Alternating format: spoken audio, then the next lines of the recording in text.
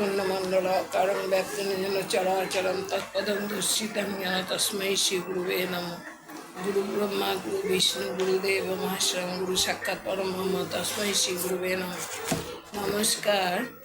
आजকের বিষয় হলো হস্তরেখায় বিভিন্ন চিহ্ন ও তার বিশেষ বিচার।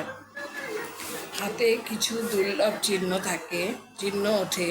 সাধারণত পাশ্চাত্য পণ্ডিতরা খুব বেশি মাথা ঘামান নিয়ে কিন্তু প্রাচীন ভারতীয় কররেখা বিচারবিদ্যায় এর প্রাধান্য স্বীকার করা হয়েছে। একথা বলা হয়েছে যে এইসব চিহ্ন থেকে মানুষের অনেক কিছু বিচার করা সম্ভব হয়। এই চিহ্ন দুর্লভ হলেও কিছু না কিছু কোনো লোকের হাতে দেখা যায়। প্রাচীন ভারতীয় সামুদ্রিক বিচারে আছে এই ধরনের চিহ্ন যত বেশি হাতে থাকে তত বেশি শুভ ফল হতে দেখা যায় জাতকের জীবনে। তবে কোনো কোনো চিহ্ন আবার একটিতে প্রচুর সুফল দিয়ে থাকে। এই চিহ্নগুলো অবশ্য ছবি আঁকার মতো আঁকা থাকে না। এগুলো যেভাবে থাকে তা থেকে ওইগুলো ধরে নেওয়া হয়। প্রকৃত বাক্যে চিহ্নগুলো কীরকম থাকে তা চিত্রে দেখাচ্ছি। চিত্রের সাহায্যে হাতি চিহ্ন থাকলে সে প্রচুর ধন সম্পদ ও ঐশ্বর্যের মালিক হয়। অনেকের মতে এই চিহ্ন থাকলে জাতক হয় কোটিপতি। হাতে ধনুর্বাণ চিহ্ন থাকলে জাতক বীর তেজি ও বিখ্যাত লোক হয়। হাতে মৎস্য বা মৎস্যপুচ্ছ থাকলে জাতক প্রচুর অর্থ পায় ও সে বিখ্যাত লোক অথচ ধার্মিক হয়ে থাকে। হাতে পদ্ম বা পদ্মকলির চিহ্ন থাকলে জাতক যশস্বী হয় ও তার যশ ছড়িয়ে পড়ে দিকে দিকে। হাতে ঘট চিহ্ন থাকলে তার প্রচুর অর্থ জমে। ধনুর্বাণ ঘট মৎস্যপুচ্ছ চিহ্ন একটি বা একাধিক থাকলে যত বেশি থাকবে তত বেশি শুভ হয়। জাতক ধনী মানীয় বিখ্যাত লোক হয়ে থাকে। হাতে যদি ছাতা চিহ্ন থাকে তাহলে জাতক হয় খুব খ্যাতনামা। সে বিখ্যাত নেতা রাজ চক্রবর্তী ও বিরাট খ্যাতিমান পুরুষ হয়। হাতে যদি ত্রিশূল ও ডমরু চিহ্ন থাকে তাহলে জাতক ধনী ত্যাগী জ্ঞানী ও সন্ন্যাসী হয়। হাতে পদ্ম বা পদ্মকরক চোখ ঘট মৎস্য পতাকা চক্র কাজ এগুলোর মধ্যে একটি থাকলে শুভ। দুটি যদি থাকে প্রচুর শুভ হয়। চক্র ধ্বজ দুটি থাকলে জাতক ত্যাগী ধার্মিক বীর মানী ও উন্নতিশীল বিরাট লোক হয়। এদের যে কোনো দুটি থাকলে দেশজোড়া সুনাম হয় জাতকের। হাতে যদি যোনি চিহ্ন থাকে তাহলে জাতক নারীদের বা বিপরীত লিঙ্গের প্রচুর আকর্ষণ প্রেম ও খ্যাতি পায় এবং জীবনে খুব উন্নতি করে। জাতকের হাতে রথ বা মিনার মন্দির বা বাড়ির যে কোনো একটি চিহ্ন থাকলে বিরাট বাড়ি ও প্রচুর ধন সম্পদের মালিক হয়। সে ইচ্ছা মতো অর্থ উপার্জন করে, যেন অর্থ উপার্জন তার করতলগত। জাতকের যানবাহন হতে পারে। হাতে ডমরু শঙ্খ অঙ্কুশ হারকার ঘর এইগুলোর একটি থাকলে তার শুভ চিহ্ন। জাতক বিখ্যাত লোক হয়। হাতে ঘর অঙ্কুশ তীর লাঙল শঙ্খ হারকাট ও চোখ চিহ্নের যে কোনো একটি থাকলে শুভ চিহ্ন। যদি যে কোনো দুটি চিহ্ন থাকে বা ততোধিক থাকে তাহলে জাতক ধার্মিক ত্যাগী ও ভূ সম্পদের অধিকারী ধনী এবং সুখী হয়।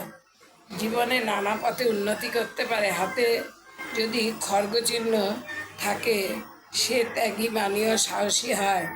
হাতে খড়গ তীর লাঙল অঙ্কুশ যে কোনো দুটি চিহ্ন থাকলে তেজ বীরত্ব প্রচুর খ্যাতি অর্থপ্রাপ্তি নির্দেশ করে থাকে। হাতে সূর্য চিহ্ন থাকলে জাতকের খ্যাতি দিকে দিকে পরিব্যাপ্ত হয়। দেশে এবং বিদেশে তার খ্যাতি ছড়িয়ে পড়তে পারে। তার সঙ্গে পতাকা ধ্বজ চিহ্ন থাকলে জাতকের সুখ্যাতি ও যশ আরও ছড়িয়ে পড়ে। জাতকের হাতে খড়গ প্রদীপ বা চন্দ্র যে কোনো একটি চিহ্ন থাকলে জাতক শান্ত কোমল স্বভাব ও গুণী হয়। তার দীপ্তি হয় শান্ত কিন্তু স্নিগ্ধ কাব্যচিত্র প্রভৃতিতে খ্যাতি হয়। এই সঙ্গে ঘর বা হাতকার চিহ্ন থাকলে সে যে কোনো একটি থাকলে জাতক নিভৃতে সুখে জীবনযাপন করে। জাতকের হাতে শঙ্খ চক্র পদ্ম তিনটি বা যে কোনো দুটি থাকলে জাতক সর্বজন বন্দিত হয় নিজের গুণে। তার জীবনে প্রচুর উন্নতি অবশ্যম্ভাবী।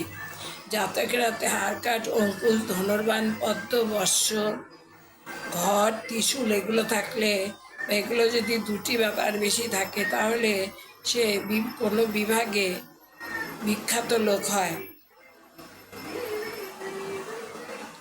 জাতকের হাতে সূর্য চন্দ্র পতাকা বা নিশানের যে কোনো দুটি থাকলে জাতক হবে সর্ববরেণ্য নেতা, মন্ত্রী ও রাষ্ট্রনায়ক। ঘোড়া চিহ্ন থাকলে যানবাহন লাভ হয়। কলম চিহ্নে হাতে প্রচুর টাকা জমে। পালকি চিহ্নে ঘরবাড়ি ও যানবাহন লাভ হতে পারে। বজ্র ধ্বজা একত্রে থাকলে তা জাতককে বিখ্যাত লোক করে তোলে। যেসব চিহ্নের কথা এখানে বলা হলো তার যে কোনো দুটি বা তিনটি একত্র থাকলে তা অতি শুভ। সে ভাগ্যবান, ধনী ও 10 জনের একজন হয়। অর্থ লাভ করার নিশানা ও সংকেত এবার বলা হচ্ছে। মৎস্যপুচ্ছ, ডমরু, পতাকা, চোখ, ত্রিশূল, লাঙল, বান যে কোনো একটি থাকলে জাতক কোটিপতি হয়। পদ্ম বা পদ্মকোরক, চক্র, মন্দির, প্যাগোডা, শঙ্খ, সূর্য যে কোনো একটি থাকলে সহস্রপতি হয়। হাতি চিহ্ন থাকলে সে কোটিপতির জাতক। এইভাবে অর্থভাগ্য বিচার করা হয়। এবার চিহ্নগুলো আপনাদের দেখাচ্ছি।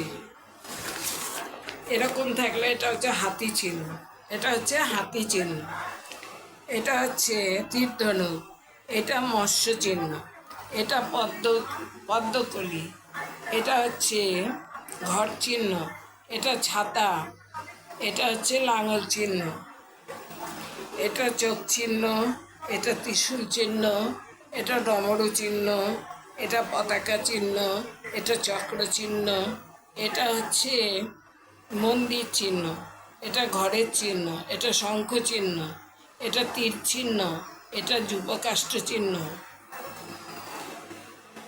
এটা প্রদীপ চিহ্ন, এটা খড়গ চিহ্ন, খরণ চিহ্ন, এটা চন্দ্র, সূর্য, এটা হচ্ছে ঘোড়া, এটা হচ্ছে পালকি চিহ্ন। চিহ্নগুলো দেখালাম। এই পর্যন্ত আজকে।